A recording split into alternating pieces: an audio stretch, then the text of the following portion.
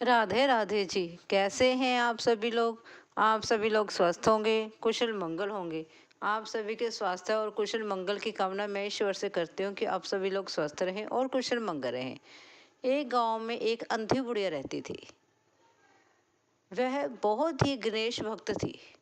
वह गणेश जी की भक्ति करती थी, लेकिन उसकी आंखें ना होने के कारण वह गणेश जी को देख नहीं पाती थी।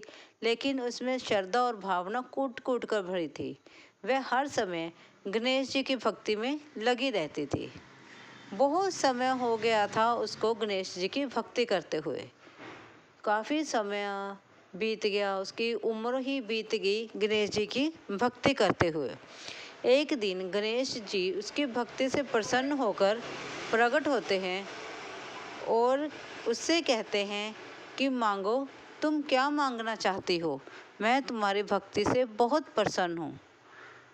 लेकिन वह जो बूढ़ी औरत होती है वह अंधी होती है, इस कारण वह गणेश जी को नहीं देख पाती है। लेकिन फिर भी गणेश जी उससे कहते हैं कि तुम बताओ, तुम क्या चाहती हो और तुम्हारा वर क्या है, मैं तुम्हें वह जरूर दूंगा। तुम बताओ, तुम क्या मांगना चाहती हो? आप बिना संकोच किए मैं तुम्हें वचन देता हूँ, तुम जो मांगना चाहती हो वह मुझसे मांग सकती हो। वह बुढ़िया कहती है कि मैं तो क्या मांगूंगी, मुझे कुछ नहीं चाहिए। मुझे तो आपकी भक्ति चाहिए जो कि मुझे मिल गई है। गणेश जी कहते हैं फिर भी मांगो, जो मांगना चाहती हो। जो तुम मांगना चाहती हो वह मैं तुम्हें जरूर दूंगा। फिर वह बुढ़िया कहती है चलो ठीक है भगवान जी, आप कल परसों को आ जाना, मेरे बेटा और बहू आ जाएंगे, मैं उससे सलाह मशवरा करूंगी और फिर मांगूंगी। फिर वह बुढ़िया जो है अपने बेटे से बात करती है। उसका बेटा कहता है कि तुम गणेश जी से खूब सारा रुपया पैसा मांगो, इतना सारा रुपया पैसा मांगो कि हमारी ज़िंदगी आराम से कट जाए। फिर वह अपनी बहू से बात करती है। बहू कहती है माता जी, हमने रुपया पैसा क्या करना है, आप गणेश जी से पोते की फरमाइश करो, आप गणेश जी से पोता मांग लो। बुढ़िया कहती है ठीक है। फिर वह बुढ़िया को सारी रात नींद नहीं आती है। फिर वह क्या करती है, अगले दिन पड़ोस में किसी के साथ बात करती है और वह कहती हैं कि तुम पोते और पैसे का क्या करोगी, तुम्हारी उम्र तो सारी बीत गई है, अब तो थोड़ी उम्र, सारी उम्र तुम्हारी गरीबी में चली गई है, अब तो थोड़ी उम्र तुम ऐश से गुजार लो। इसके लिए तुम आंखें मांगो कि मैं ये सारा जहां देख सकूं। जो वह अंधी औरत होती है वह सारा दिन उसका उम्बड़ धुम्बड़ में निकल जाता है कि मैं बेटा पुत्र मांगू, पोता मांगू, पैसा मांगू, आंखें मांगू, क्या मांगू। उसे समझ ही नहीं आता कि वह क्या मांगू। वह जो औरत होती है, जो बूढ़ी अंधी औरत होती है, वह बहुत चतुर होती है। क्योंकि जैसे जैसे हमारी उम्र बढ़ती जाती है ना, हमें जीवन का तजुर्बा हो जाता है कि हमें जीवन में कैसे और क्या करना है। वह औरत बहुत चुस्त हो गई थी। वह गणेश जी से आप सोचो जरा क्या मांगती होगी, उसने क्या मांगा होगा। वह सुंदर, देखो कितनी सुंदर वाक्य वह गणेश जी से कहती है।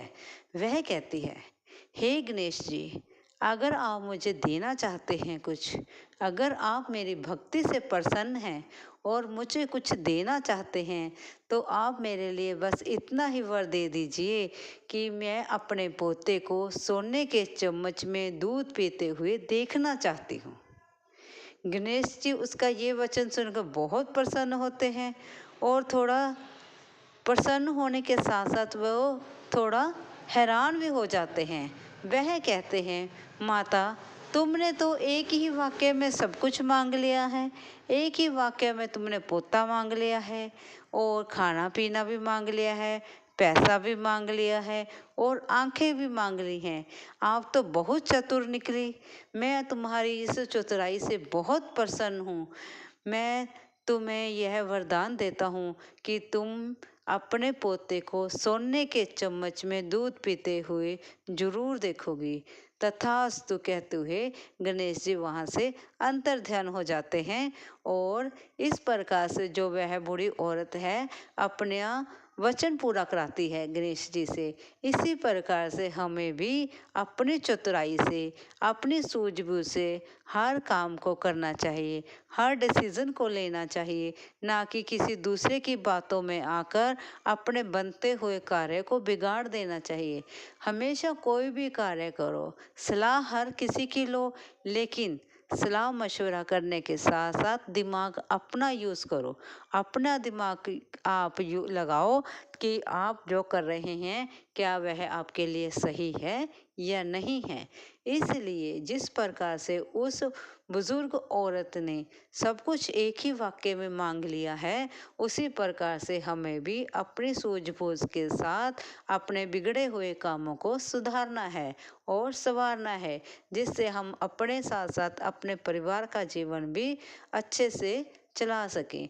अगर आपको इस मेरी छोटी सी कथा से कुछ भी ज्ञान प्राप्त हुआ हो या कुछ भी अच्छी लगी हो, प्लीज़ लाइक और सब्सक्राइब जरूर करें। धन्यवाद जी।